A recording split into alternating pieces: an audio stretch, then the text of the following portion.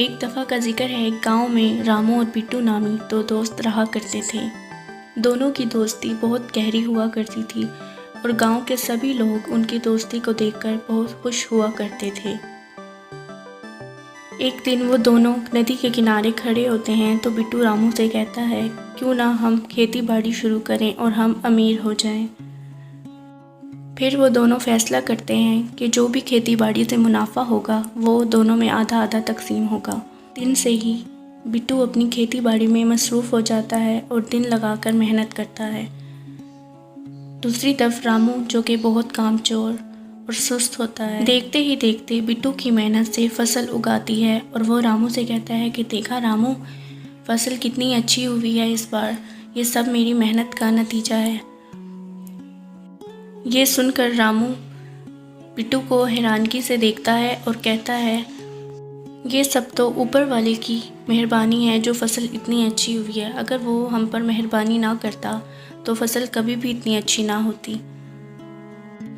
बिट्टू रामू की बात सुनकर परेशान हो जाता है। उसके बाद वो दोनों मुनाफे के बंटवारे की बातचीत करते हैं। बिट्टू रामू से कहता है, क्योंकि सारी मेहनत मैंने की है तो ज़्यादा हिस्सा भी मेरा होगा।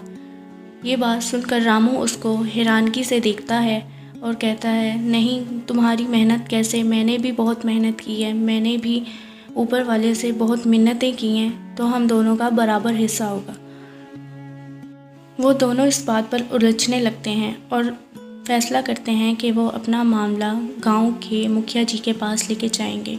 जब वो मुखिया जी के पास जाते हैं तो बिट्टू उन्हें बताता है कि सारी मेहनत उसने की है तो नफ़ा का ज़्यादा हकदार भी वही होगा।